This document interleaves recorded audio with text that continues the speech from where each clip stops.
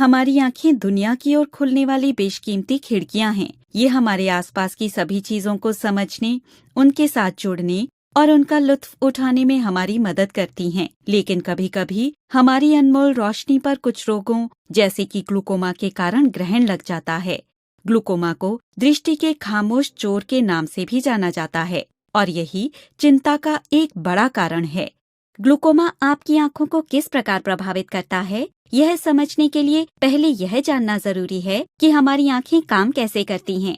आंख के सामने वाले हिस्से के अंदर एक स्थान होता है जिसे हम अग्रकक्ष कहते हैं।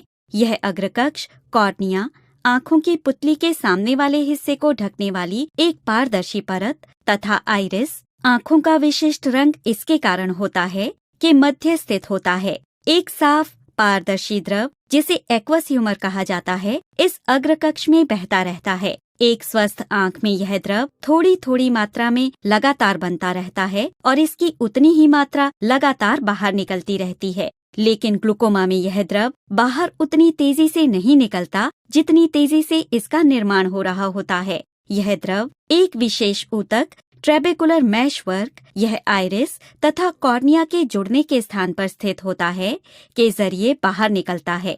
अगर ये अधिक मात्रा में बनने लगे या किसी कारण से इसकी निकासी अवरुद्ध हो जाए तो आंख के अंदर दबाव बढ़ने लगता है और यह दबाव आंख के पिछले हिस्से को धकेलकर धीरे धीरे वहां स्थित ऑप्टिक तंत्रिका तंतुओं को क्षतिग्रस्त कर देता है। एक ऑप्टिक तंत्रिका लाखों तंत्रिका तंतुओं से मिलकर बनी होती है और ये तंतु आंख के पिछले हिस्से में स्थित एक प्रकाश संवेदी ऊतक रेटिना से जुड़े होते हैं। ऑप्टिक तंत्रिका संदेशों को रेटिना से ग्रहण करके मस्तिष्क तक भेजती है और मस्तिष्क इन संदेशों को तस्वीरों में बदलकर समझ लेता है। अगर ग्लूकोमा का उपचार न किया जाए तो ऑप्टिक तंत्रिका की क्षति के कारण आंशिक या पूर्ण अंधापन हो सकता है। चूंकि ग्लूकोमा के लक्षण बहुत अधिक क्षति होने के बाद ही पता चलते हैं, इसलिए इसे दृष्टि का खामोश चोर भी कहते हैं। तो आइए इन्हीं सब विषयों पर चर्चा करते हैं। नागपुर से सुप्रसिद्ध नेत्र रोग विशेषज्ञ डॉक्टर प्रज्ञा लड्ढा से विशेष चर्चा में। नमस्ते मैम, आज हम विशेष चर्चा इस कार्यक्रम में आपसे बातचीत करेंगे ग्लूकोमा इस विषय पर। मैम, जानना चाहूँगा क्या होता है ग्लूकोमा? ग्लूकोमा, जिसको हिंदी में हम काजबिंदु भी बोलते हैं, ये ऐसी बीमारी है जिसमें पेशेंट के आंख के अंदर का प्रेशर बढ़ता है। जैसे ब्लड प्रेशर होता है वैसे आंख के अंदर एक लिक्विड होता है, एक्वियस ह्यूमर बोलते हैं हम उसको, उसका प्रेशर बढ़ता है। उसकी वजह से पीछे की जो नस है उस पर प्रेशर आके ओवर द टाइम पेशेंट का पूरा विजन लॉस होता है। और इसलिए ये एक्चुअली इसको हम ब्लाइंड थीप भी बोलते हैं, क्योंकि इसमें पेशेंट को जल्दी से ध्यान में नहीं आता है कि उसकी नजर कम हो रही है, क्योंकि उसकी पहले पेरीफेरी की नजर जाती है और बाद में लास्ट में सेंट्रल नजर जाती है। तो इसलिए ये जल्दी से ध्यान में भी नहीं आता है। पहले आपको बताऊंगी टाइप कौन से होते हैं। कंजेनाइटल होता है जो बचपन से ही होता है, जिसको पैदाइशी होता है। देन एक प्राइमरी ओपन एंगल एंड एक एंगल क्लोजर। तो प्राइमरी ओपन एंगल एक्चुअली किसी को भी हो सकता है, इवन जिसको फैमिली हिस्ट्री है, they are at very much high risk. जिसको हेरिडिटी है कि किसी को घर में था उसको होता है। और जो एंगल क्लोजर है वो एनाटॉमिकली उनके जो ड्रेनेज सिस्टम होता है आंख का, जैसे जाली होती है जहां से एक्वियस पास होना चाहिए, उसमें कोई प्रॉब्लम हो तो एंगल क्लोजर हो सकता है।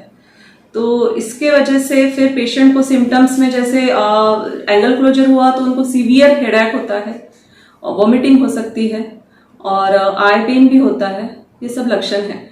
बाकी जो प्राइमरी ओपन एंगल है वो तो पेशेंट को समझेगा नहीं जब तक वो, अगर वो रूटीनली जाता है डॉक्टर के पास चेक करने को, और डॉक्टर्स को सभी हम लोग आई प्रेशर एक बार लेते ही है, तो उसमें आई प्रेशर अगर बढ़ा हुआ रहा तो पेशेंट को हम फील्ड ऑफ विजन करने को बोलते हैं। उसमें फिर समझ में आता है कि इसको पेरीफेरी का कम दिख रहा है। तो primary open angle is very difficult to patient to experience the symptoms. अगर एज कैटेगरी में बात की जाए तो किस एज कैटेगरीज में ये अबव 50 यूजुअली होता है। अबव 50 मेल्स को ही ज्यादातर अबव 50 में ये ज्यादा देखा जाता है। पर अभी थोड़ा और इसके बारे में लोग जागरूक भी इतने नहीं है।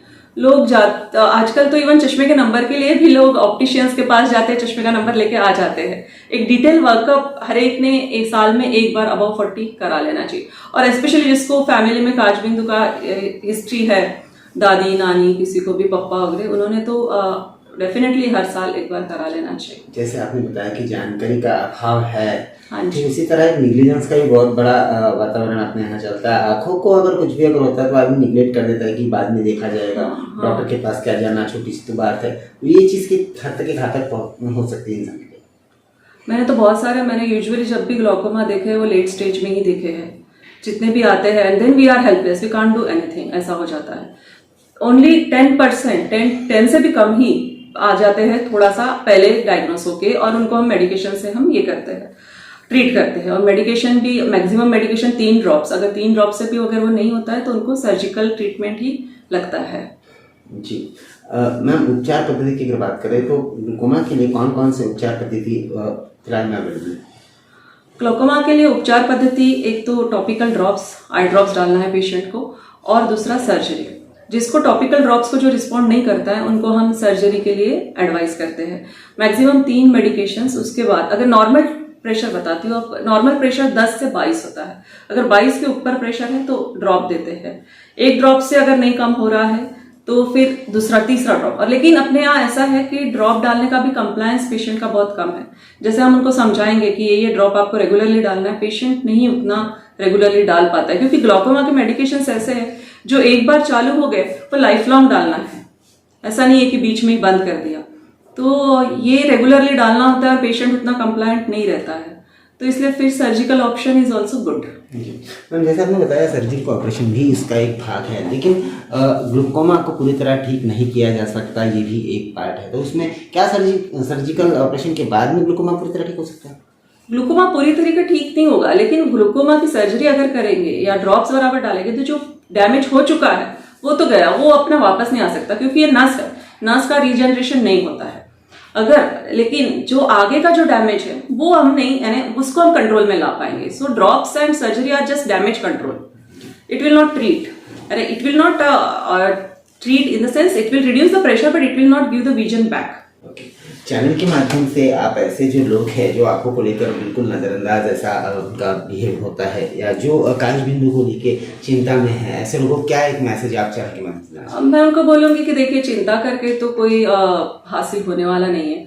आपको आज के दिन, जब आज वर्ल्ड ग्लूकोमा डे हम सेलिब्रेट करते हैं, एक्चुअली हम ये ओवर द वीक सेलिब्रेट करते हैं, तो वही कि उसका जागरूकता लाने के लिए कि आपको ये कांच, सबको मोतीबिंदु यूजुअली सभी को पता है, पर कांच बिंदु सबको पता नहीं है। तो कांच बिंदु का ऐसा है कि आप ईयरली जब भी जाते हैं आप एक बार आई प्रेशर तो चेक करा लीजिएगा, और थोड़ा सा भी अगर आपको हिस्ट्री है तो आपने तो बहुत सिंसियरली हर साल करना चाहिए आई प्रेशर चेक। और ये ड्रॉप से मैनेज हो जाता है, डरने की कोई बात नहीं। पर जैसे हम इसको बोलते हैं थीफ ऑफ द विजन, तो आपको पता भी नहीं चलेगा, और एक आंख पहले अफेक्ट करता है फिर दूसरा, and eventually it may result into blindness. जी मैम, ऐसे भी देखा गया है बहुत सारे लोगों में कि आंखों के उपचार से इसलिए नहीं जाते क्योंकि आंखों का उपचार बहुत महंगा होता है, ऐसी कुछ लोगों की गैर समझ है, तो इसको क्या कहते हैं? आजकल एक्चुअली देखिए, मैं तो बोलूंगी सभी चीजों का प्राइजेस इतना बढ़ गया, फिर भी डॉक्टरों ने तो उनका प्राइस कुछ बढ़ाया नहीं है। डॉक्टर्स तो वैसे ही सेवा दे ही रहे हैं पहले से हर चीज में। आपको अगर उपचार का ऐसा है कि जो ड्रॉप्स है वो महंगे आते हैं, डेफिनेटली आते हैं, पर वो मल्टीनेशनल कंपनीज अभी अपने आप ही बनने लग गए हैं ड्रॉप्स, तो ऐसा इतना उपचार इतना महंगा नहीं है। जब आप बाहर पिज्जा खा सकते हैं, मूवी जा सकते हैं, उतना अपने तबीयत के लिए थोड़ा खर्च तो करना चाहिए, थोड़ा अपने, वो बेनिफिट ही है ना। विजन अगर गया तो क्या मिलेगा, क्या रहेगा लाइफ में देखने। आप कभी खुद को एक बार पट्टी बांध के देखिए और देखिए कि जो ब्लाइंड इंसान है वो कैसा अपना दिन कैसा बिताता होगा, वो कितना हेल्पलेस होता है। तो eyes are very very important. So regular eye checkup and regular even health checkup also nowadays. बाकी सब भी सबका बहुत बढ़ गया, यंग एज में हार्ट अटैक्स आ रहे हैं, तो ये सब अगर अवेयरनेस अगर क्रिएट किया कि अपने हेल्थ के तरफ एक्सरसाइज रेगुलरली करना, एक हेल्थ चेकअप रेगुलरली करना, if this comes into the lifestyle it will be of benefit to everybody. सामने क्लिनिक की अगर बात करें, यहाँ कौन कौन सी फैसिलिटीज आंखों संबंधित व्याधियों के लिए उपलब्ध है? यहाँ पे सभी फैसिलिटीज उपलब्ध है, जो रेटिना छोड़ के बाकी सभी हम यहाँ पे कर लेते हैं। जैसे मोतीबिंदु का इलाज होता है, कांच बिंदु का इलाज होता है, आंख के तिरछेपन का इलाज होता है, कंप्यूटर आंख का प्रेशर चेकअप हो जाता है, computerised vision checkup, spectacle number निकाल के देना, डायबिटिक रेटिनोपैथी के लिए पीछे का पर्दे का चेकअप, हाइपरटेंसिव रेटिनोपैथी के लिए पीछे के पर्दे का चेकअप, ये सब हो जाएगा यहाँ।